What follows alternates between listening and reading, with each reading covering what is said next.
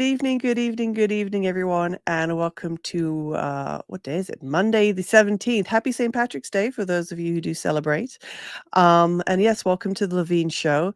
Today we've got a really interesting guest for you, Jim McMurtry, who is a former BC teacher with 40 years worth of teaching experience. That's someone who has dedicated 40 years of their life to educating our next generations. And unfortunately, due to counter-narrative comments and interactions within his school board in BC, he has been spending the last 4 years fighting for his career, fighting for his reputation. And today he's going to be sharing that experience with us. And he's just one of many teachers who is speaking out against the woke narrative, about the evolving ideologies within the school system that he's been able to witness over the course of his career, and reassure us that there are still some good teachers who want to stand up and speak out and who do want to continue to educate our children the right way. So on that note, I'm going to go ahead and bring Jim on. Jim, thank you very much for joining us today. We really appreciate it. Thank you, Paul. It's great to be here. Wonderful. So I started off with saying, I'm going to basically let you tell us, who you are, where you're from, all that type of thing. But 40 years within the school system, thank you very much. It's unfortunate to say that it had come to an end. Yeah, it's unfortunate. At the same time, I had really enjoyed myself in the profession. But So why don't you say, give us a brief synopsis, who you are, where you're from, and then let us know what happened that fateful day back in 2021. Thank you very much. The only thing that's interesting about me probably is the fact that my father was the former Chief Justice of Ontario and Canadian Ambassador to Britain and all sorts of other roles, including being CEO of the Canadian Football League. So I, was rather obscure teacher, but increasingly became upset with the woke indoctrination in schools, which began long ago under a different name called postmodernism or political correctness and social justice, lots of different names and so forth. So as I started to say, well, I love being a teacher. 4 years ago, I was walked out for the second time in a year in front of my students because I said something that was considered wrong and offensive, inappropriate, inflammatory. And of course, to this day, I don't believe I said anything wrong. In fact, I believe that everybody else was wrong. So I'm standing up for myself. What I specifically said on May 31st, 2021 was that because there was a panic, a moral panic right across the country, hysteria. Everybody wanted to make it seem as though Christian teachers at residential schools murdered tens of thousands of students, including 250 in just one school in Kamloops. And I said, knowing, being in the system long enough to know how dangerous it was, I said only one thing that would be somewhat heretical, but I thought it would go okay with students because I trusted students would want to know the truth. And I said, you can't be saying that these kids were tortured and murdered and left out in the snow to die and so forth, because that's not what the Truth and Reconciliation Report found. They never talked of genocide, of murder, in fact, there's only one priest that was ever found guilty of abuse in 143 years. 114 years in over 143 schools. So the residential school project has been much abused, and as you know, a little more than 2.5 years ago, October 27th, 2022, Parliament, all the members of Parliament, including people in the Conservative Party, all voted to call Canada a genocidal state. So I said the right thing at the wrong time, and they walked me out within half an hour, frog marching out of the school. Some male administrators, and I stopped them and said I wasn't going to go easy until they told me what I had done or said wrong, because I wasn't aware. I'd said anything or done anything wrong. In fact, I felt that. Sorry. Yeah, if you could explain, like, how did it? Because I read an article you wrote on the steps that it took for you to end up leaving, and at the time you were unaware, and it was one student out of your whole classroom that had a particular issue with it, correct? Yeah, I would say two, and they weren't sitting together, and they weren't in cahoots.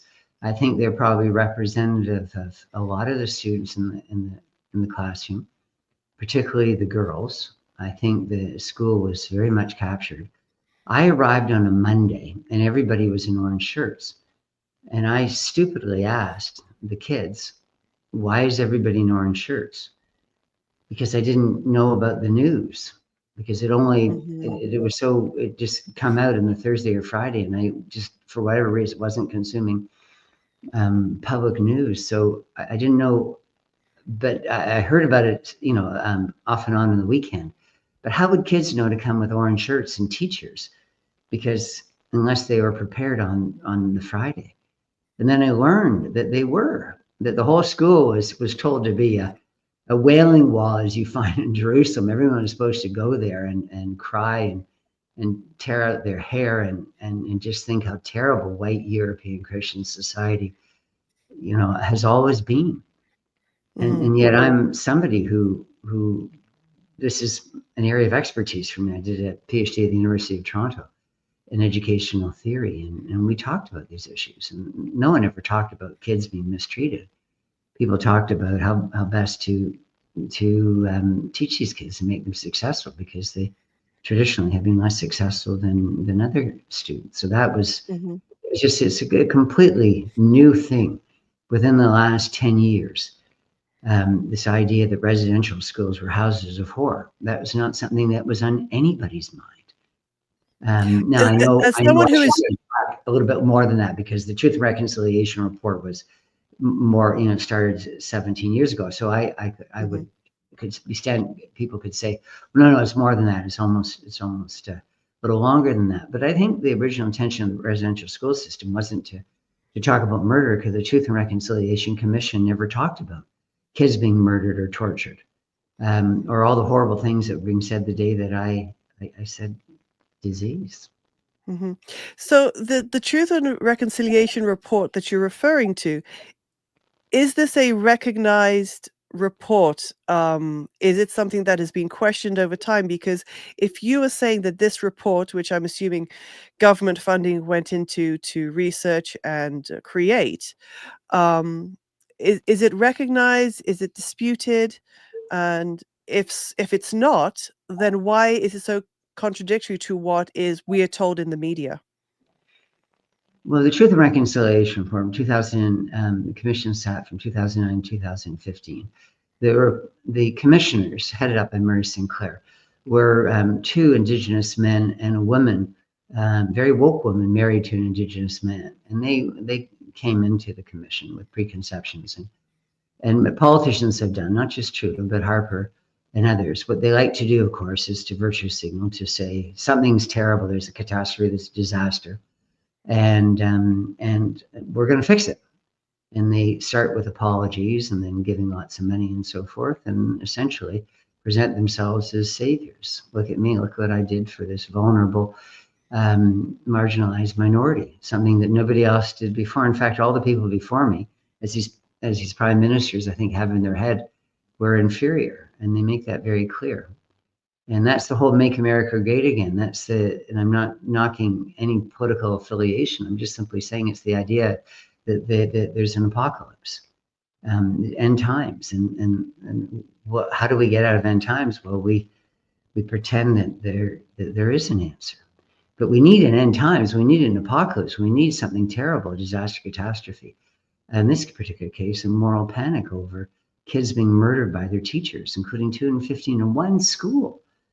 Um, so there's so many things I can say in response to your wonderful question, Paula. But I think that, and I want people to also know that one of the groups that was apologized to, and I think this is really quite interesting, where it was a band in the northern part of British Columbia, where Trudeau went in and made his apologies and so forth.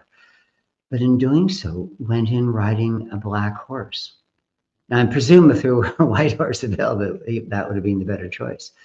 But this is around from biblical times. The idea that there's going to be someone's going to come and rescue everybody, and I think that's what Trudeau thought he'd do. White savior. Well, yeah, but that's another interesting point there, because what we were supposed to have learned 50, 40 years ago in the Indian Act and calling all Indigenous children wards of the state, and that's still to this day. The reason that there's so much money, an average $40,000 a year to every Indigenous person in Canada, status Indian. The reason that happens is because they're wards of the state. And so they're being taken care of, and so to me it's paternalism. The idea that we I'm looking at me, my characteristics, as you can see, are European and Christian and so forth. You can see that I'm somebody who doesn't want to present myself as being part of a superior race. So I don't understand the whole Indian Act. I don't understand why we keep something that is just so incredibly racist and offensive and paternalistic. But that's not the game. The political game is nothing to do about what's right for Indigenous people or what's right for non-Indigenous people. The game is to get into office and to stay there. So they found something, and most Canadians became useful idiots, and I'm sorry to say that. They went along with it, and they presumed. People are still saying to all sorts of reasonable people who support me, and a lot of really bright, wonderful people who stand strong on this issue. There are no bodies, and we've been deceived, and this is a hoax. And then they say, but residential schools were despicable, as the provincial leader of the Conservative Party, John Rustad, said. And so the people play on this idea that they were equivalent to the Holocaust, but that's a gross, grotesque, false equivalency, because they weren't anything of the sort. They had reunions in Kamloops. They had a huge swimming pool, Olympic size.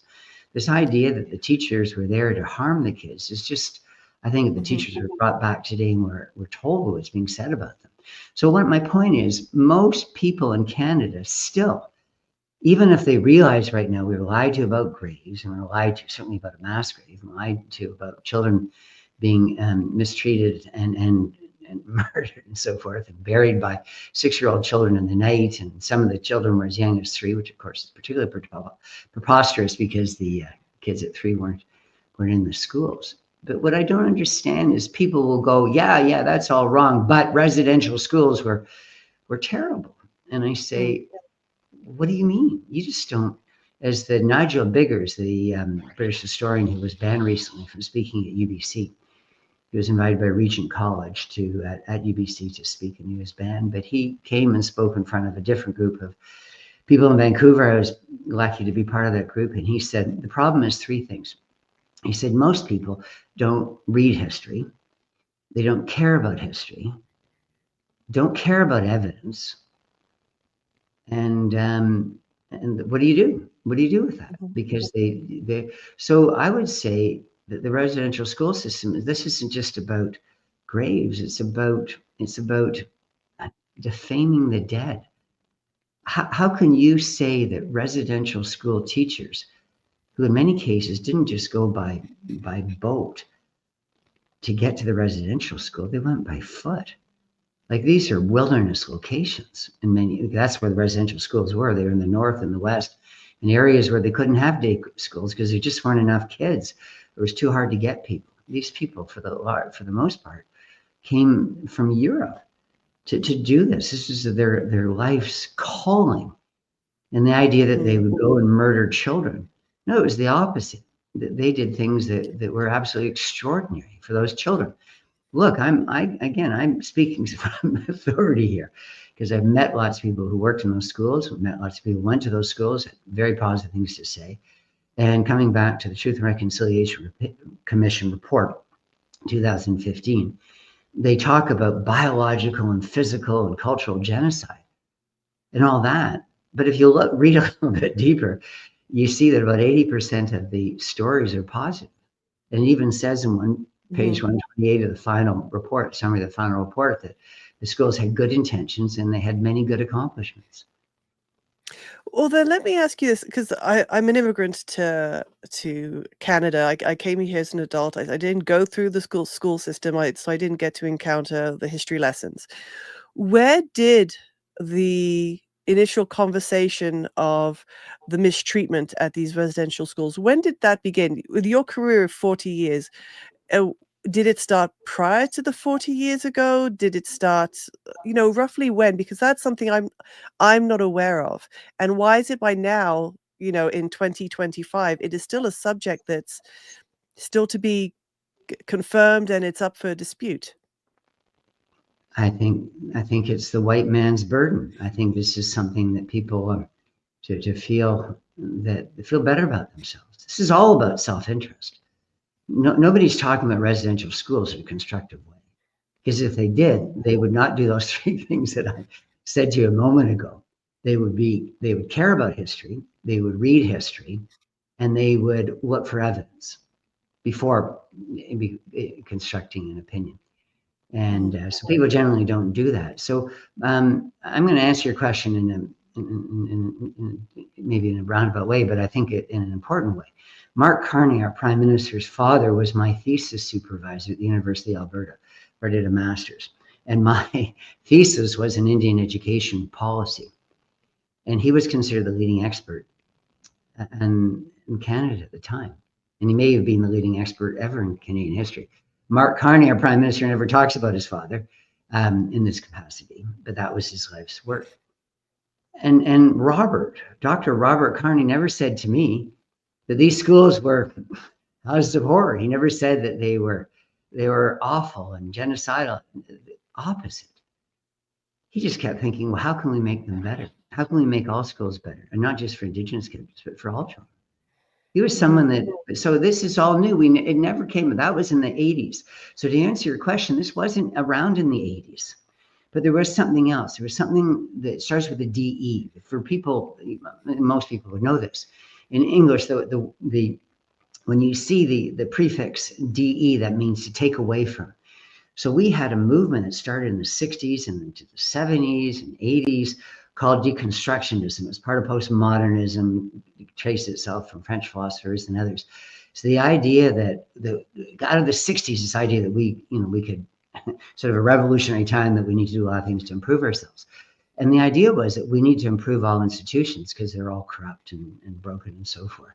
So we need to deconstruct, and that's still with us today in the form of the word decolonialism. But it's always this idea of taking away, breaking down, and really destroy what we have. So it was just a lunatic idea, formulated by nihilists, people who just want to damage modern Western civilization, which is pretty obviously the best of what we've got in the world. So why would you want to tear that down? So they, over time, they said that, Black people were treated terribly and women were treated terribly and homosexuals and all sorts of groups. And yes, poor people. Oh my gosh, absolutely. And the goal is always to be better. And it's only recently that the group where the focus of attention is Indigenous people. That's a fairly recent thing. In some ways, it's good because Indigenous people struggle relative to a lot of other populations, educationally and otherwise. So it's a good thing. But it's not a good thing if you're pretending that there are problems on the reserve with suicide and drug and alcohol addiction, particularly the problem of fetal alcohol syndrome in children, lack of employment, and just really nothing to do. And just total social and familial dysfunction. That the answer to their problems is to go back in history and pretend it's all because of people from truthfully a more advanced culture, because we did have literacy and numeracy in the wheel, and as things I've already talked about, vaccination, schools, and so forth. And so, yeah, they've had a hard time adjusting, but I think Indigenous people being ignored for most of our history. I think, and I think most Canadians would probably agree with that statement. They were put in reserves and out of the way, and they were people that we just didn't really. I grew up in Toronto. I moved about, traveled. I don't think I ever met an Indigenous person until I was in graduate school. Like we were just different worlds. They were in the margins of society. So I think it's great that Indigenous people have a more prominent role in Canada. But it doesn't need to be negative. That's just completely foolish. When people say, well, let's deconstruct and decolonialize and destroy our institutions, I think, okay, is that going to be better for Indigenous people? Well, obviously it's going to be worse for all society, but it's even going to be better for Indigenous people. Do they want to take a canoe to work? Do they want to, cook their meals using the intestines of a deer? Like, I just, do they not want to read? Do they, like, I don't understand the idiocy of current conversation on residential schools, because people like myself, I was branded a racist, and I've got death threats and all sorts of things, and been fighting for 4 years, and I'm thinking I'm doing well because I've got a following, and sometimes I've had some posts that were over 1 million, and I was in a documentary film that was seen by millions, put on by a British film company. And so I know that I'm having some influence. And I would say to you that, if anything, I care much more about Indigenous people than all the people who are, give the lip service. Because what Indigenous people need is more of Western civilization, not less. And that doesn't mean that they need to lose their culture. And if you're saying, Paula, that you're from a different place, you're not from Canada originally, well, my relatives not so long ago, my one grandmother was born in Trinidad. Grandfather was, another grandfather was born overseas. Like, this idea that, we're all from other places. And my name was the name of an ancestor from 175 years ago, James McMurtry.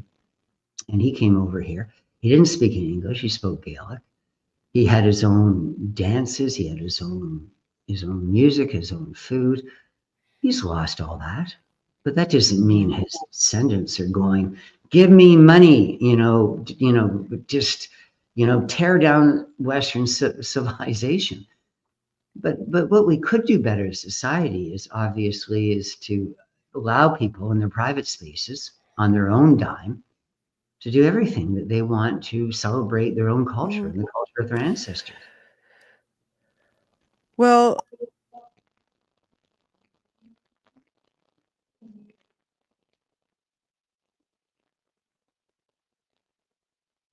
sorry, I'm not hearing. I think that's frozen for a second.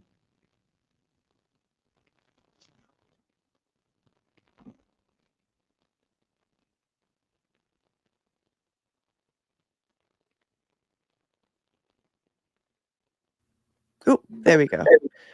I'm back. I'm sorry, I just lost internet for a second there. Well, Jim, so let's start with your career, because you've just made reference to the fact that you were in Ontario. So just take us through a summary of the 40 years, and what have you seen come and go, and unfortunately stay as well, when it comes to the woke ideology in our education system? Well, that's a wonderful question. And I know it's more relevant to the people, because what I've been fighting in the school system starting 40 years ago relates to rights and freedoms. And so allow me to use that as my motif, my theme here in talking about it. So when I was first a teacher, we were restricted from doing things that didn't make any sense. I'll give you all sorts of examples. We couldn't talk about evolution in one school that I was at. So there was, and not that I needed to, I was there to bash creationism. I'm just simply saying, if you go back 4 or 5 decades now, it's almost 45 years since I first taught. But it's fascinating how there's always a prevailing opinion. This is Nietzsche. There's always a popular view that's being imposed upon people. And some of those popular views are really upsetting to me. When I began teaching over 40 years ago, one of them, it was okay for teachers to smoke in the classroom, smoke cigarettes in the classroom. And so yes, I'm whatever people want to think about me, I'm a guy who just thinks for himself. And I go, well, do we really think that's a good idea for kids? Of course, back in the day, Paul, they had smoking cigarettes and airplanes, and we'd always be in the non-smoking section, sitting just behind someone in the smoking section. And you go, oh boy, that's a really great plan, atop of all of this fuel. So there were tons of things, and they got rid of the spellers in my first year. You can believe it. And they knocked down all the classroom walls. The spellers, because people said, no, whole language is the answer. And I'm a kind of guy that goes, someone comes up with a new idea. Let's sure run it up the flagpole, give it a try, but don't throw out the spellers until you know it's really better. And I'm a guy, I'm a visual learner, so whole language did not work for me. So anyhow, this is the nonsense, right? This is communism's a thing, and everybody just like elephants in a parade lines up behind. So the school district leaders for my whole career have been people who I don't think they would have an easy time sitting in a staff room having a conversation with a lot of teachers, because they're not promoted on the basis of thinking well. They're promoted on the basis of compliance and conformity to whatever people at the top are saying. And so that's the frustration. And just coming back to the woke stuff, as I said, has been here from the beginning. The woke stuff has really reified or reinvented, reformulated communism. It's this idea that it's all about groups need to be equal level, however one defines the groups. And I think the design as it is with communism had nothing to do with really creating equality among groups. They killed the kulaks, the wealthy farmers in Russia. And then, of course, then they started killing everybody else. It wasn't just going, well, just kill the rich. Like it's never that way. You can kill all the white today. It'd be great for all the Black and Indigenous and all the other groups that aren't performing as well if you get rid of all the white people from society, but it's not going to change anything. Look at the Asians coming into the school system. They're the Jews, and so they're still going to outperform certain groups for reasons that are pretty obvious, family support and so forth. Mm-hmm. And so this idea that you can solve things by violence, but that's really what we have in the school system. Because I think ultimately it's a violent idea. It's a violent ideology. It's the idea of taking from those that have. And as soon as you do that, then you're going to get resistance and violence. So you can't go in and take a group of people, let's say the landowning people back in Russia, the kulaks and the successful farmers, and say, there, it's all solved. We've killed them all. What do you do with the people who are leading this bloody revolution? Because they have no intention of giving out equally to everybody else. They're going to be like the pigs in Animal Farm. They're just going to, they don't care about the other animals. They're going to pretend until they're in charge. That's the woke people. You think the woke people in the school system today give a darn about Indigenous people or Black people or any people? They claim to the point where they even lower their test levels. Like that is what we're told, right? And we who resisted are held saying that, oh, well, we don't care, but that's what we're told. But that's an interesting thing, Paul, because what I'm saying is the woke people who lower tested, I was told in Abbotsford, I shouldn't have essays, I shouldn't have tests, shouldn't have exams, shouldn't give zeros, shouldn't give late marks, all this stuff. Of course, that's not just Abbotsford, that's been around for a while. And I know a lot of teachers who just give every kid an A. So that's why a lot of schools have canceled this special, if you're a high achieving kid, you get a special ceremony, whatever, special money from the government. They've taken that away because every kid's a winner now. But you don't help those kids who are doing it. But my point is the people at the top of the system don't care at all. They care about themselves, and people have to stop listening to a superintendent or a principal in the school system. And I was a principal at a time, so I'm speaking again with authority.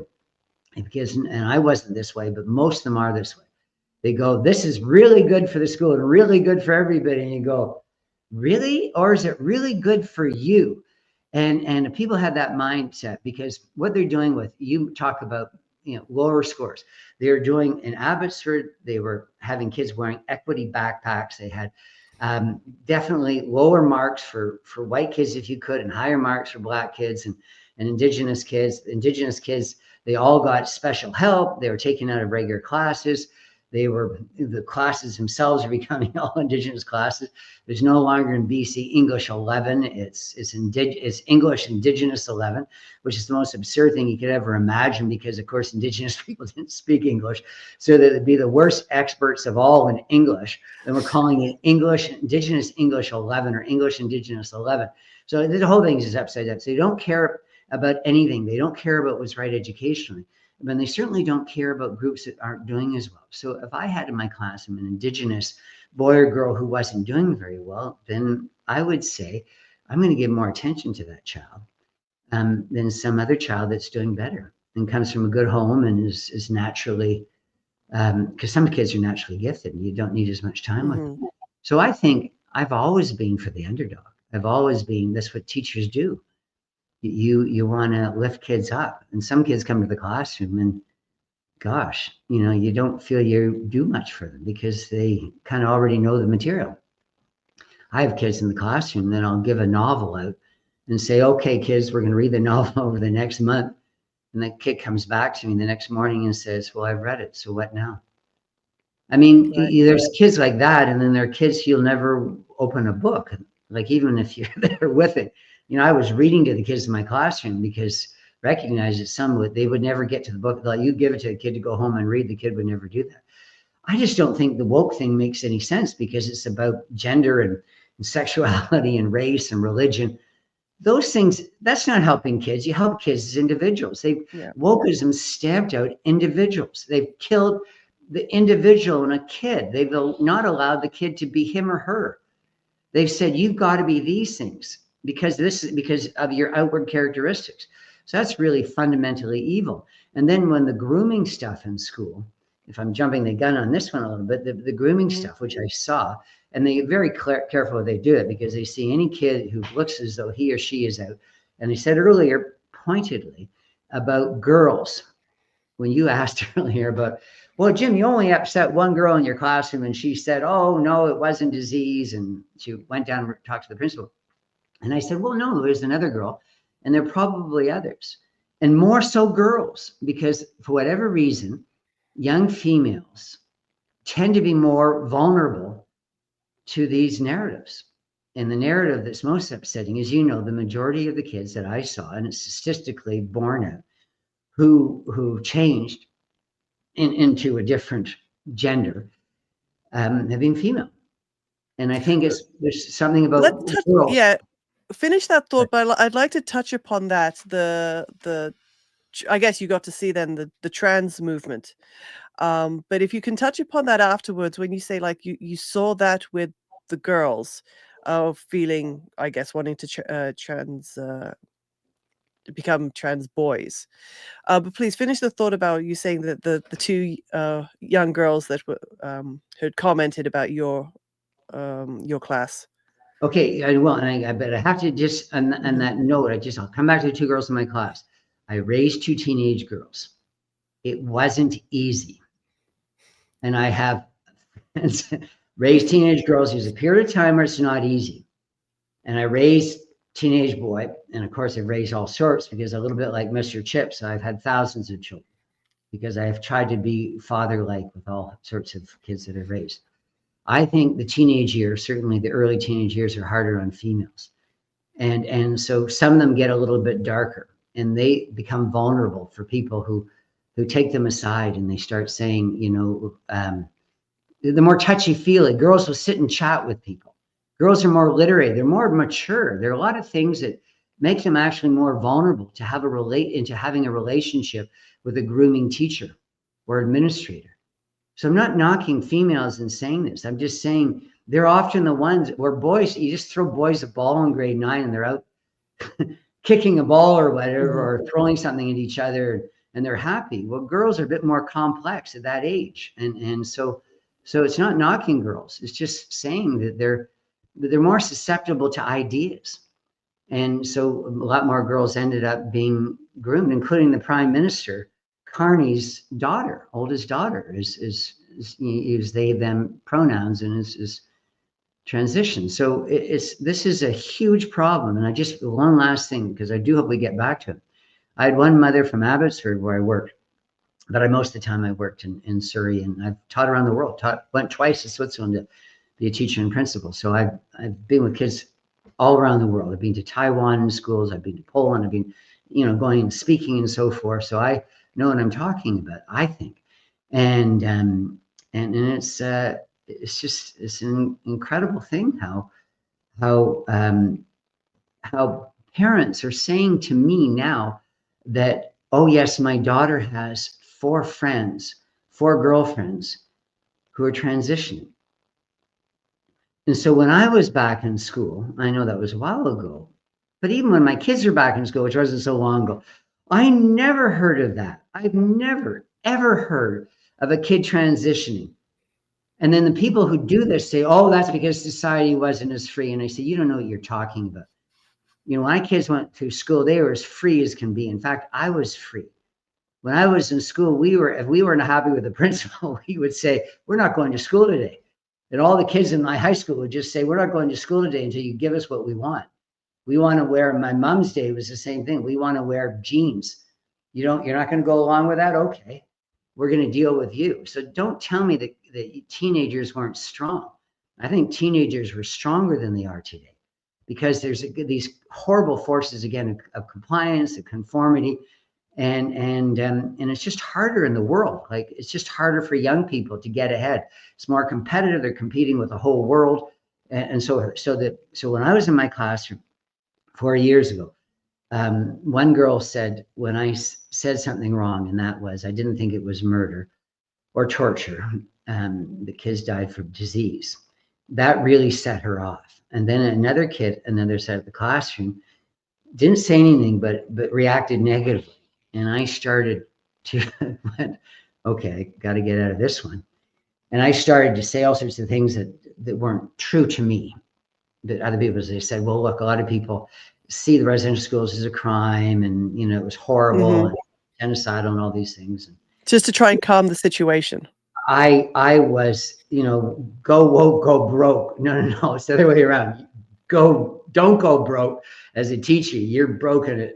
I just sort of felt the whole, you know, the sky was falling. I mean, like Chicken Little. And so I just tried to talk myself out of that, because I had for 40 years. I'd been able to dance for 40 years out of all the lives. And there just have been so many. And recently we saw that with COVID, it was a good idea in schools to close the water fountains. In my high school, they closed the water fountains during COVID. And then in our school also during Ramadan, it's a good idea for kids who aren't Muslim not to eat and drink during the day, because you don't want to offend the kids that are not eating and drinking during the day. Where I'm the kind of person that said, no kid should not eat or drink during the day. So I'm just thinking the whole world is absolutely insane. What you should do is right for children. And so I've always danced. I always worked hard. I did all sorts of the things, particularly for kids with disabilities, physical disabilities. And so the school is always an, okay, he's a good guy in this way. He knows what he's talking about and kids love him, but he's not compliant and he's not a conformist. So that's not good. And then when I was in Abbotsford, that day, as I was saying, I wasn't wearing an orange shirt and everybody else was, because they'd been prepped. All the teachers, if you don't wear a black shirt or a brown shirt or orange shirt or a pink shirt or a white shirt or a green shirt or blue shirt, I mean, it just goes on and on. These are all there's more colors. You mention more colors. They all signify something. You have to go along with every single tenet of the woke ideology as a teacher. So the very fact that I didn't have an orange shirt on already annoyed the kids. That's why I said to them, how would I know? And why are you even wearing orange shirt? I said to them, orange shirt day it's not orange shirt day. Like, I mean, they started orange shirt day is then in September. And so how did that happen? Oh, because in Kamloops. And anyhow, so another girl right away was suspicious of me. And then she said, you don't really believe that it's in this genocide. And I said, no. And I said, but I do believe, I can understand people saying cultural genocide, but I wouldn't use the word genocide because that means killing. I said there was forced cultural assimilation, because that's what happens when you put kids in a school. If you put kids in a school where I live, then the kids are going to learn English and they're going to be acculturated. The kid comes into the classroom and says to some girl, sit at the back, because that's the way it was. Or a girl can't be in the classroom with me because that's the way in his culture. I'm going to say to the kid, doesn't work that way in Canada. The homosexual kids in my classroom and some kids picking on the homosexual kid, I go, sorry, that doesn't work that way in Canada. So of course we culturally assimilate every kid did in residential schools and Indigenous day schools and still do to this day. So I wasn't trying to say anything wrong. It was just so obvious. Everybody's acculturated. When you come to a country, you were acculturated, Paula, by coming here. And you hold on. We all hold on to things. I lived long enough in Switzerland to have some things that are Swiss with me. For example, I speak only French with my grandchildren, and so we hold on to things, but I this idea again that there was anything anyhow that so two girls got upset. The one who really got upset about that I didn't say I said disease. She waited. She didn't say anything more to me because I think I said enough. I was going. And she went down and talked to a guidance counselor. And the guidance counselor wrote a note and gave it to the principal. And I don't know what transpired. And the principal called the school board. And then two male administrators came up and they said, collect your stuff. And that already happened to me the year before on fighting another because I fought against land acknowledgement. So, but quietly, never with the kids, just quietly writing a letter to senior management saying, have you thought why you're doing this? Because when land acknowledged, it's really upsetting for immigrant children who had everything taken away from them. So why would you sit them in a classroom and tell them they're not on their land? So that's all I would do. Never in front of kids, never at staff meetings, never embarrassing anybody. I'm a nice guy. And so it's the second time they did it to me. And when they were starting to leave out of the class door, and I won't be entirely honest here, but I wasn't going to leave. And I made it clear to them that it would be easier for them if they took me to the principal, the two vice principals. And they did that. And the vice principal said, when I told him what I had said, I said, what did I do wrong? Because obviously it didn't do anything. I said, what did I say wrong? And he listened to me and he said, well, I don't think you, based on what you said anything wrong. And he had that note from the counselor saying, which is exactly, I said, yeah, I said those things. This is what I said about them. And I said, one of them said there was no intention to kill. And I didn't say that, but I guess that was the suggestion. Kids died from disease. There was no suggestion to kill. So yeah, I can go with that because they certainly didn't intend to kill in residential schools. That's not what they were set up for. If they wanted to have their own little, concentration camps, and as they did with the Jews in the Second World War, why would they have brought in people, paid them money, and had, again, swimming pools, international trips, sports teams, dance clubs, just the absolute works. They had everything for these kids. There were kids in residential schools that went from the school to the Olympics because they were trained so well in school. And so this idea, so the principal said to me, well, they didn't know you. That was the problem. And I guess I didn't say this to him because I had very little time, because I was starting to get really agitated because I knew I wouldn't teach again. As soon as, when you walked out of a school for a second time, something changed in me too. And I just said, I can't do this to myself again. And so when I walked out, but I still felt everything was collapsing on me. My wife was diagnosed with cancer just a week or two before. So the fact of knowing I was going to be out of work, and I haven't taught since, that was 4 years ago, and knowing that my wife could never teach again, it's pretty upsetting when you've got a mortgage and you're getting older and you kind of go, and I look like this, a white, straight, conservative Christian male. You kidding me? You think there's a lineup of people wanting to me at my age hire me? So it just sort of, it was hard. And so when I looked at the principal and I went, but I didn't say this. I said, you're saying that you're leading me out of my school in front of my students. Now, I came in here as a substitute teacher to do a favor. I didn't choose to go in that school that day, but I was a French immersion guy, so they needed me there. How is that my fault? Why would you punish me in this way? And they said, well, no, it wasn't my decision and so forth. Of course, no one wants to own it. So that was it. And no one's ever had a conversation with me at the district. So my principal, all the senior managers, all the board of trustees, they've never sat down and chatted with me.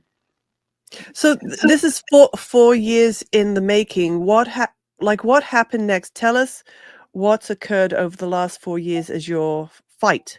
Do you know what's really important to me right now is, I guess I told this story enough times, and I have 20,000 followers on Twitter and so forth. I guess I'm conscious of the fact that I don't want to keep telling people that already know my story, and maybe some of your followers know my story, and if they don't, I'm happy to talk all these things. So I Please tailor as much as you want and can. And because I want to get at obviously what's important to you, Paul, and you're the very sweet person who Well, I think our viewers want to find out what's been the procedure and protocol for you. So within 30 minutes, you were walked out of this school, which you were a substitute teacher for. What happened next? Like, who approached who? Like, was it a case of the school then said, have a nice day, don't come back here again? Or you went, okay, am I coming back tomorrow? Like, what happened next to the point where 4 years on, from what you've advised, there's been no evidence? Like, is it coming to a conclusion? So just, if you could just, what happened next to where you are now? You'll never come to a conclusion. The other side's wrong. So they have the power. Just the worst murders in human history probably died of natural causes at a ripe old age, right? And it's just, that's how it is. My employer is never going to apologize and give me my job back. My regulatory body wants to cancel me for life as a teacher, take away my certification. They've written to me twice to say that, which is very ageist in addition to being spiteful. And my union, I think, is only supporting me because if they don't, then they become liable to a lawsuit. Because so you do have the support of the union. Well, yeah, it's kind of how you interpret that word, because they, teachers pay dues, and then unions are supposed to fight for the teacher when the teacher is punished. Whether the teacher's right or wrong, the union's supposed to punish. In my case, it's so clear that I was right. And these people have just been so incredibly abusive of their power. But the problem is, all institutions are woke. And so what do? The union, I think the union, if they could, I think the union would be the first to get me out of the profession. I think they're more woke than my employer and my regulatory body called the Teacher Regulation Branch in British Columbia. Because unions have attracted over the last, it wasn't this way, but as you know, the union movements have attracted a lot of very radical. And that's why, to be honest, I was surprised to say that you still had the support of the union. Don't get me wrong, it's wonderful to hear. But yes, the impression that I have received is that the unions are incredibly woke. You are speaking out against a very sensitive subject. And I'm just quite honestly, I'm quite pleased to hear that the union is still behind you. Most people are against me. The union's not behind me. The union allow me to narrow that. The union is paying my legal bills because if it doesn't, then I'm going so there to you sue. go. So they don't. So what are conversations like? This is the one thing about me that's really interesting, as I said earlier, is that nobody can do anything against me. Freedom's just another word for nothing left to lose, the Janis Joplin song. There are a lot of teachers who are smarter, more, with better integrity, with better everything than I am. I get it. But there's nobody in my situation in Canada. There is a guy in Scotland, but nobody else in Canada who's standing up to the woke stuff while being a teacher. Now, there's a couple who have done it after they, were fired, and then are retired, and there are other people getting involved, and some more heroically, more nobly, and so forth.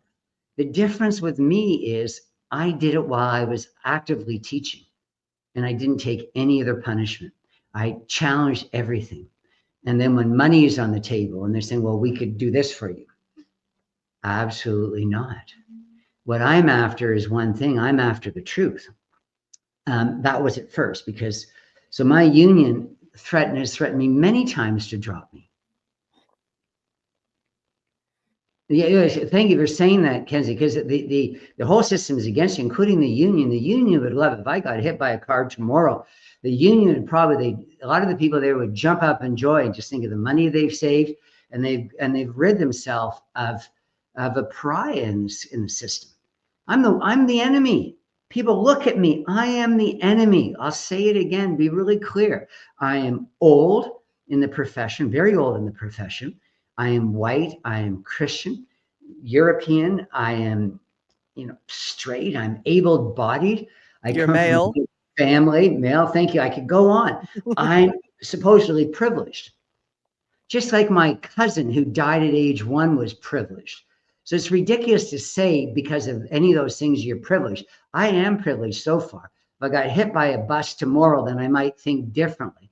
But my point is this: I am going to do something that needs to be done, which is to make sure that all of Canada knows the truth about residential schools.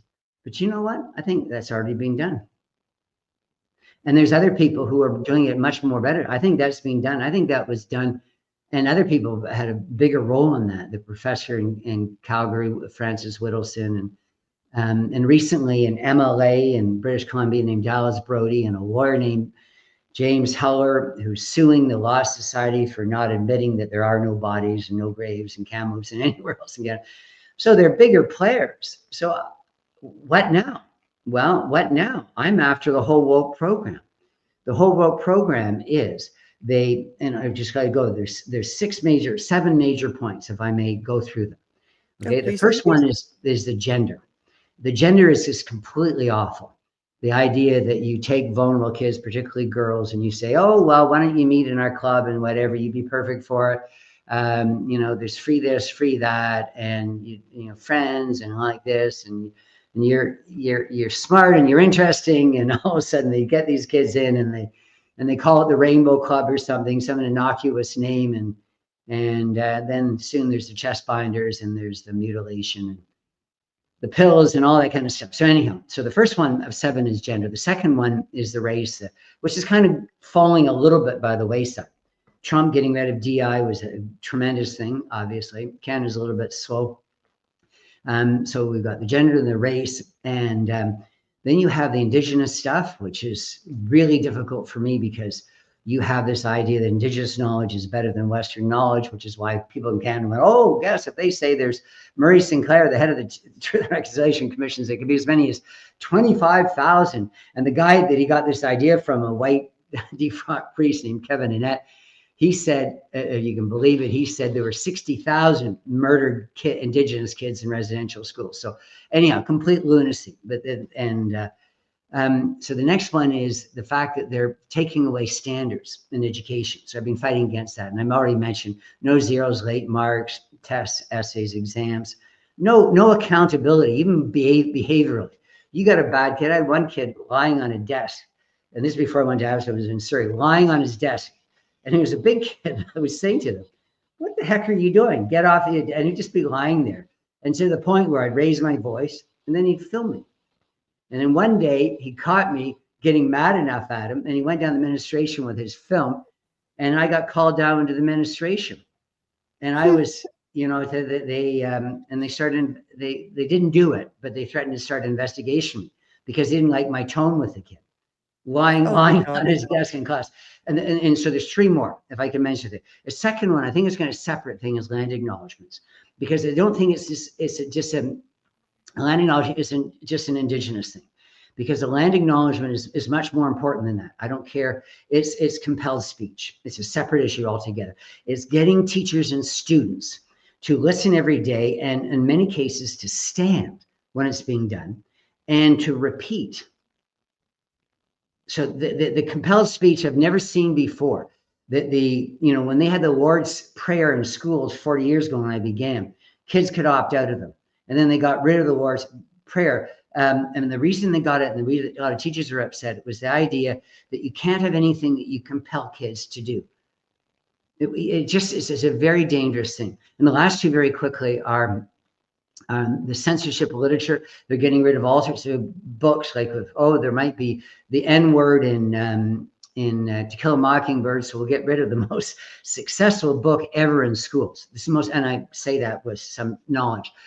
Kids love To Kill a Mockingbird, but they got rid of Agatha Christie, Dr. Seuss, Roald Dahl. They just got rid of all because they said, well, there's this one word or image or idea that could upset some non-reading kid that just came from this country. And so what we'll do, we'll read graphic novels with these pictures and it just says how terrible white kids are and how much they tease this one kid's books like Fatty Legs, and they called her Fatty Legs, and aren't white people terrible, as though only white children ever call other kids names. And the last one is the revision. The last 7 of 7 is is that they're changing our history. You know, they're taking down statues, they're throwing the head of Victorian, they're trying to destroy our history. And that kind of takes back a little bit residential schools, but it's much more than that. They're pretending that just everything about our history is false. And you go, you're wrong in every count. I mean, they're wrong in every count. And I never have an argument with anybody about this, because no one's going to go up to someone like me, because right away I'd say, you know what you're talking about. Well, let's go back. Give me an example of Canadian history where Canadians were these terrible people. And then I'll give you an answer. The St. Louis, the Komagata Maru, the Chinese head tax, all these things that they just make history these days. It's all these negative things. Okay, let's just do one really quickly. Residential schools. Do you know how much people like paying taxes today? Not very much. Imagine back in time when people were just basically having enough money to survive. I have a friend who talked about one ancestor who lost 2 of his children to wolves. Life was incredibly tough, particularly in the northern western parts of Canada. You know that in Alberta, even still today, some of the wilderness areas. It was hard. You think those people would want someone knocking on their door? Oh, we need your tax money. Why? Well, we want to educate Indigenous kids, and we want to not just do that. We want to put them in schools away from their parents, because some of these kids are orphans and some of them aren't being fed and they're being ignored or abused, in some cases threatened with death because there's too many babies or too many mouths to feed. So we're going to put them in these schools and we're going to do it all for free. And your taxes are going to pay for it. We're going to pay for the teachers. We're going to pay for the plumbing and just do it all. And doctors and nurses that visit, and the Indian agent and the inspectors, school inspectors. My point was, there wasn't a lot of tax money when these schools came into existence. Really in 1831, but whatever date we use, a lot of people use 1883 when they're officially called residential schools. It was residential schools were done out of charity. And they even said in the Truth and Reconciliation report, they said good intentions. So if someone argues against me and says, as they do in all schools everywhere in Canada, and all politicians still going, oh, well, yeah, some of them go, yeah, there's no bodies, but we can't say that. But Jim, quietly, yeah, that you're right about everything you're saying. But the schools were like death camps. And I'm going, well, as I said earlier, you're the 3 things, the paradigm. You're not interested in history because you don't know about it, which is why 2, you don't read about it. And 3, you don't give a damn. You really don't give a damn about those kids, because if you did, you realize that education, and that's why the chiefs and other Indigenous leaders going back a century and a half ago wanted the schools. It's the same reason we want all our kids to be educated. And I know some people homeschool today, but that's because this is 2025, and you can do that today. But Correct. You couldn't do that. You couldn't do that 150 years ago. If your school is in a community where a lot of people are nomadic and all of a sudden the kids are gone, where are the kids? Oh, it's, the caribou are coming, or the buffalo. It's just like, my point is, Canada did its best. And if we're going to, the presentism, we're going to say, oh, Canada, well, they should have had, whatever. They should have culturally sensitive textbooks in teaching math. Because they're doing that math right now. You can't say when 2 trains cross in the night, one going this speed, the other going that speed. It has to be 2 canoes. Math is racist anyway, though. So there you go. Thank you. Even though all our math comes from, particularly, from India and so forth, but particularly from people in the Middle East, and numbers and the Phoenicians were the most important for language and probably numbers. And this idea that it's white is just the stupidest thing in the world. our Correct. language People do is, not know their history. They do not know the origins of so many of the things that the white people are accused of founding, spreading, all of that. It's people don't know their history, and by saying everything was just from the white people, that's incredibly insulting to the origins and those who founded math, language, trade. No, well, not white people all the time, and I wish people did actually know that. well, that's an excellent point. When I for a few years, most of my career, in fact, as a public school teacher, I taught Punjabi kids, Sikh Punjabi kids, and that's just a function of where I live in Surrey, and it's a lot of the areas. It's we'd have classes where there were not a single white kid, and there might be a black kid or two or an Asian kid, but almost all kids from the Punjab in India.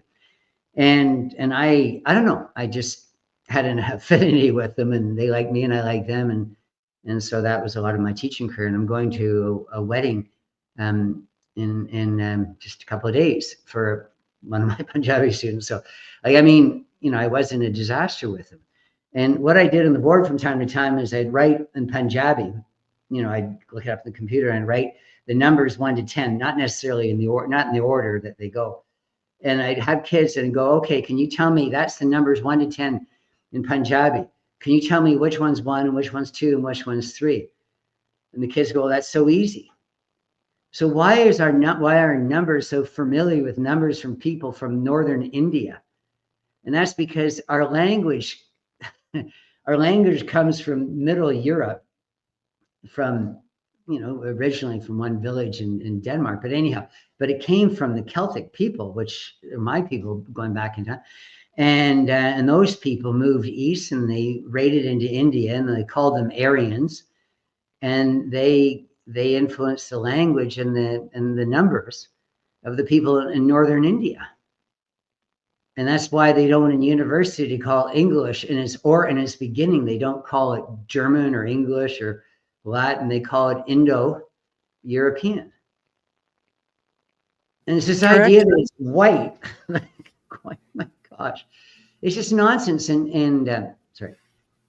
No, I look, I completely agree. And by ignoring the fact that so many other cultures and nations were the founding fathers of a lot of the principles that we have today, is disheartening, because it just shows that you are surface level woke.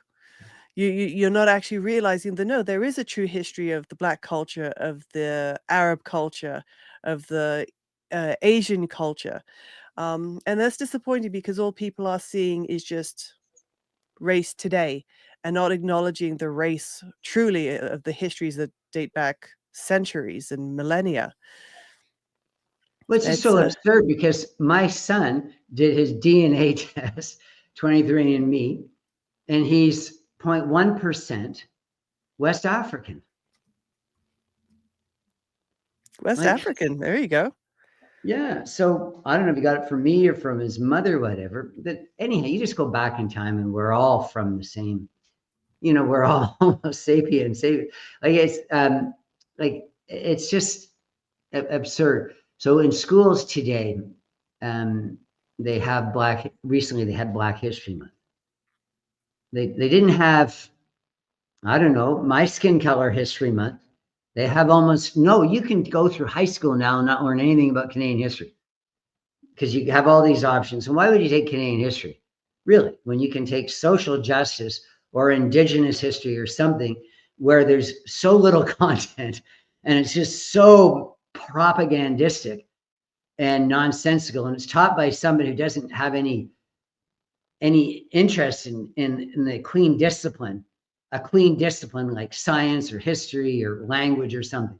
So they just, this is a class just saying how bad white people are. And the kids all go, I want to take that class because I bet we don't have to do any work.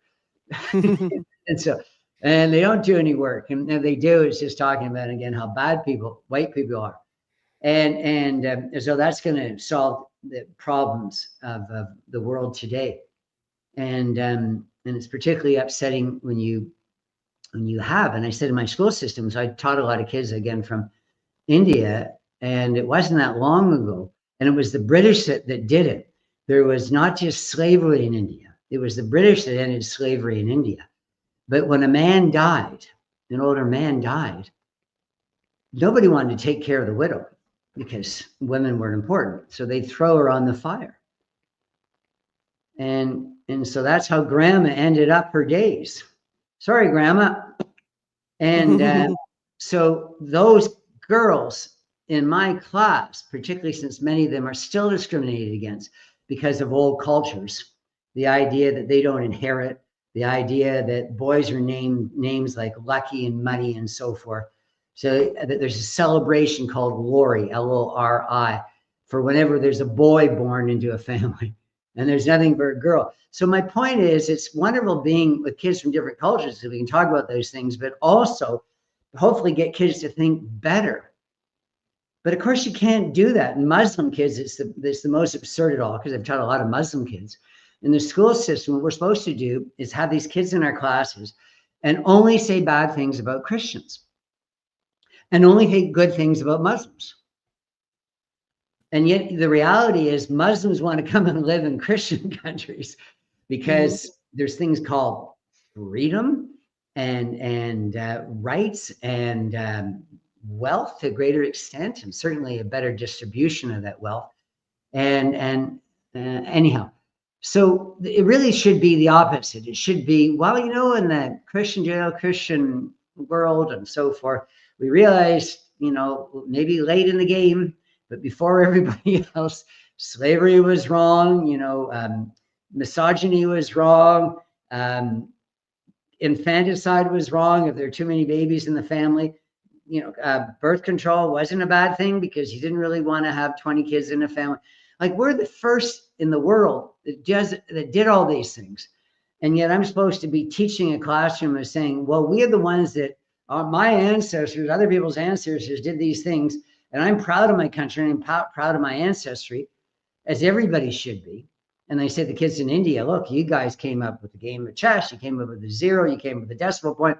Like, my point, I'm always saying good things about all cultures, but there's bad things about all cultures as well. So if we're going to talk about something like residential schools, how many other people were freely educating kids 200 years ago?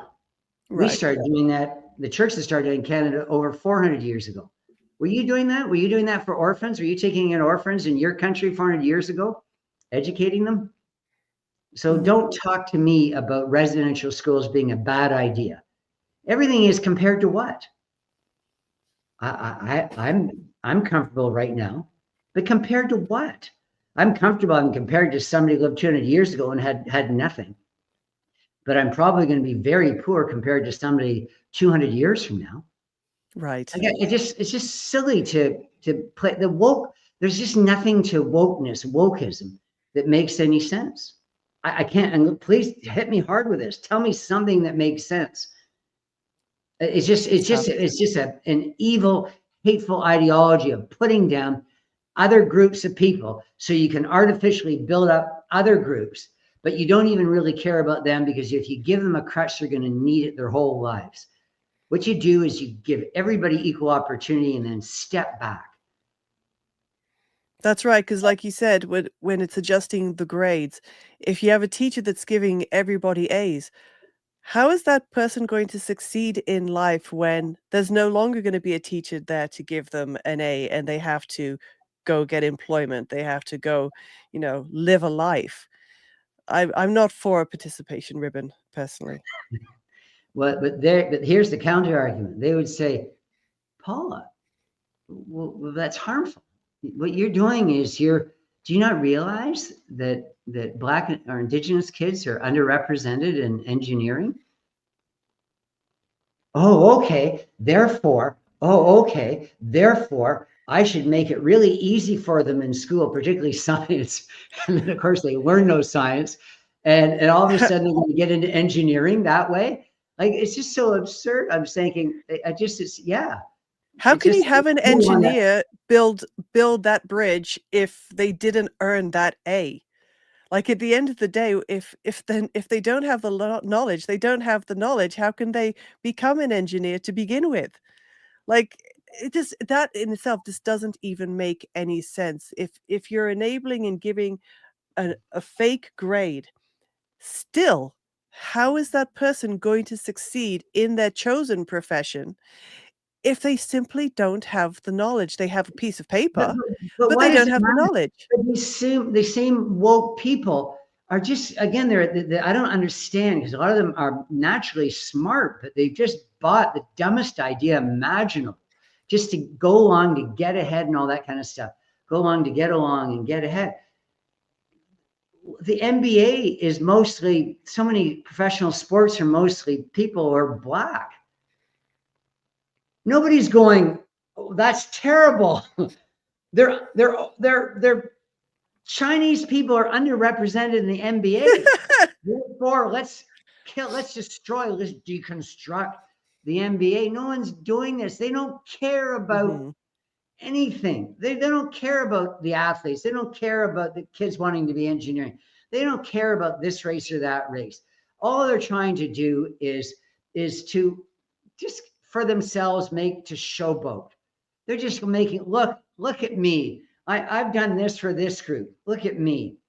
But you haven't done anything. It's sort of like putting they did with disabled kids, physically disabled kids. People would say, put a ramp so these kids can go into the school. What's wrong with you people? And it took years before they could do that. Like they were just coming up with the dumbest ideas. I told you in the beginning, is they threw out the spellers my first year of schooling. And then they also knocked down all the classroom walls because some idiot at the top said it's called open classroom concept. So what we should do, instead of having kids separate into these egg carton type kind of classrooms, let's have them all together in one big space so they're not removed. And so they actually knocked down the walls. And every time we were going, oh my gosh, nobody could hear me because the teacher beside me, all around me, there's just so much noise. It was just madness. So of Mhm. course that idea died, and they got the spellers back into the school system. So that's just the history of education. They don't care. It's obviously educationally wrong. Every reform in the last 10 years is educationally wrong and stupid. But people are getting ahead and they're paying themselves ever more money. Superintendents, where I've taught in Canada, they now call themselves CEOs. They're the chief executive officers. That I'm going, no, you're not. You're just a teacher like me. You Mhm. probably didn't even get a good mark to get in it, because back in the day it actually was harder, but now you can, if you're the right stripe or you say the right thing, if you have a red book from Mao or I don't know, a green book from Gaddafi, I don't know what, but if you're enough of a Marxist, communist, radical, nihilist, destroyer of Western civilization, you should be teaching young children in Canada today. So that's what they're doing. They bring these people in, they load them up, and the ones who really are, oh, look, I have 5 kids transitioning at my school, 5 kids that have cut off their private parts and will be sterile for the rest of their lives because, they were depressed. And I think Yeah. to them, I say to, I can't say this to them. I write it because no one will ever have a conversation with me because they would, you can't, because they would run away crying. That's what they do. They call you a racist and then they run away. You're a racist. And then they I'm run away. offended. There you go. They're right. Oh, you're offending. You're a racist. Get out of the school system. Terrible. But I'm yelling after them. Okay. So you say a kid's depressed before he has his penis cut off. How do you think he's going to feel afterwards? Less depressed or more depressed? Like, Mhm. it's just so insane. Don't do that to children. If people want to be transsexual, if they want to be whatever you want, transvestite, whatever they want to be, that's a free society's acceptance, right? As adults. But to take kids in the school system and to Correct, make and them that's a think big this is beef that a lot of normal. people have. I completely agree, and it's a personal beef that I have. It is not necessarily the way you want to live your life or how you feel inside your head. Just don't expose it to children. Don't encourage it to children such an impressionable time in their lives. When they're an adult, and they've had the time to really think about it and decide this is what I want to do, even if they choose to change their mind later, do it as an adult. But don't introduce this within, not only to children, but within the school system. That's where I have a personal issue If with. you think there's any teacher or principal, I know there are some, let's say 1% of 1%, but you really think there are many principals and teachers that think differently? No, of course not. They don't stand up, though. They know that they'll whisper to you. I have said so many administrators, I'm going, like I'm pretty forthright on this issue. I think you've seen this on all these issues, but I'm a nice guy, so I'm never rude with people. I give people, they can talk first, and I'll respond or something. And what do you think about about girls being given puberty blockers? Since you brought it up, and it's happening at this school, and I have to call this girl by a male name, and she's telling me she doesn't want to be called by a male name. And but the school's saying that she's transitioning, because I think the principal wants to say, I've got another fish on the line. And so this is the game. Again, it's all for the people at the top to look better, to be more moralistic, to be superior in some way. Look at us. I'm more righteous. I'm better. I'm better because I see things that you don't see. What I see is that Black people have a hard time in the school system. You don't see that. You don't see that, Jim. And I go, well, that's interesting. I have a Black kid who comes from a nice family and is smart and has all sorts of opportunities. And I have a white kid who lives in a trailer park. I had one white kid that I took home after school hockey practice. Put this in my book. I've got a book coming in a month. And on my case, this is before I've been judged, but I don't care. I'm spilling everything, because these people are just, people have to see what they're doing to people. So this kid says, can I have a ride home? And I said to him, and he's a big boy, grade 12 kid, tough hockey kid. And I said, well, I'm not supposed to drive kids home. Do you have someone that you can call so I can get permission? Nope. I have no contact with either my parent or my mother. I don't even know where my dad is. And I said, okay, I'm not supposed to drive you home. And then I looked at him in the eyes and I said, I say it to every kid. I've just let them be clear about that, but I never refuse. I've never not driven a kid home, particularly girls all by themselves. If it's dark, if it's rainy, if kids are far from home, and if I can't reach the parents or reach anybody, I look at the kid in the eye and I said, what I'd like to do is what's best for you, but you have to make the decision. And the girl will say to me, what do you mean? I don't want to walk home in the dark and the cold. I'm scared. Yeah. Okay, in the car. They never went after me for that, but I told them all the time, I'm doing this, go after me. Yeah. Go after me. So this kid, big boy, I still have, because I'm so nervous. They were so toward the end, so determined to cut me into pieces, death by 1,000 cuts. And I said to the kid, of course I'm going to drive you home. I didn't go into the profession or anything other than to help kids.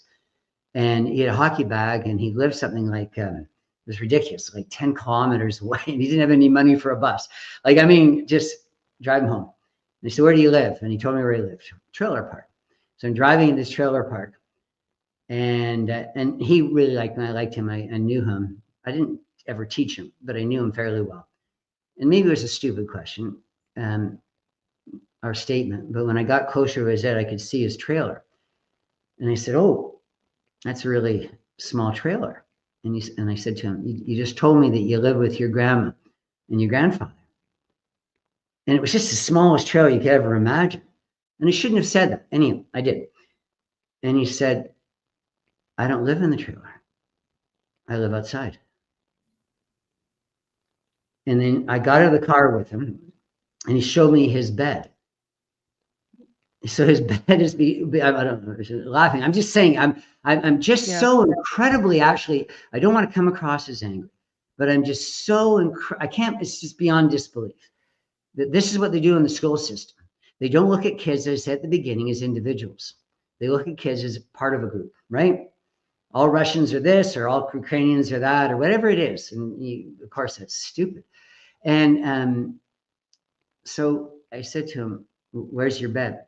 And so he had a regular looking bed, and it was under a tarpaulin. that was part attached to a wood stack where wood was, and the other part to the trailer. He slept outside every night all through the year. That was a kid at my school. And you know what? Nobody gave him extra marks. Nobody gave him extra attention. Nobody had special events for him.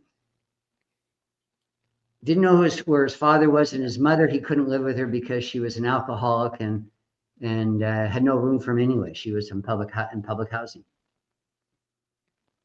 So we just need to be honest. We just need to be honest, and the school system doesn't want to be honest, because you go talk to a principal, the principals or administrator anywhere, that or superintendent or any of these people, they're going to smile and they're going to make you feel good, kind of get you something to drink and just make you feel fantastic, and they listen to you, and I see what you're saying, and so forth, and I'm going to do this, and I've noted it, I'm going to follow through, they're going to do all these things, they're going to do that ritual, and then you darn well know they're not going to do anything, and they're going to be just as many kids have their private parts cut off that school year as the year before. But there are just as many books are going to be censored of quality because one parent might object. So they're going to bring in some anti-white dross. So that's just the school system. It's parents are busy enough or whatever to just allow this stuff to go on. Yeah. And it's just basically at the end of this conversation there, Jim, it is just so sad that the school system has lost another great teacher who not only has dedicated their life and career to the education of children, but to the caring of children. It's a great loss, and it makes me sad that, yes, there's one less great teacher out there educating and caring for our next generation. It's sad. It's sad. So listen, we're going to go switch over to our supporters area. So we're going to say goodbye to the public. But just as a summary, because you just touched upon it, why don't you tell everyone what's coming out in the next month or two for you? That's great. Just in response to what you just said, when I say I don't know how great a teacher I was, all I do know is that every day after school I didn't go home. I always, even when I had young kids, I always coached, ran plays, ran charity events, even did musical events. I just did everything. And I was the person who built up doing special sport days for kids with disabilities. When you go away as the coach of those kids or the play director, whatever, I was head of the environmental club. Doesn't mean somebody else is going to step in and take my place. So the reality is they lost a particularly dedicated teacher. Mm-hmm. And so what's happening with my case is they're just going to put it off until ever. And then I'm going to fight them on it. And then I'm going to take my employer to court, maybe my union to court. My regulatory body is going to put me in front of a public trial because they have to, if they're going to cancel my certificate, and that will, they'll put it off another year or two. And they're expecting me to croak. That's what it is, because they're wrong. But institutions can do that. They can just abuse their power, and they do. All they need is have one conversation with that, convince them really hurry how stupid they are on absolutely every plank of the woke platform. They'll never have the conversation because they know I'm right. And they quietly, many of them quietly tell me that. Of course you're right, Jim. We just can't say that. Yeah. Yeah. But I'm still going to say thank you for your dedication to the children. I truly hope that, yes, you may have been the, coach this club, mentored that child. I truly hope that 4 years ago when you had to step away, someone took that spot, because otherwise there's going to be a huge void in so many children's lives because that spot wasn't filled, but it doesn't mean it needed to be. So I hope someone did step up and do the right thing like you tried to do over the course of your career. So thank you. So we're just going to play a quick video, and then we're going to switch over to our supporters, and there are a few more questions that I have for you as well. So public, thank you very much for joining us today. Jason will be back tomorrow, but otherwise I hope you'll take care, have a wonderful evening, and God bless.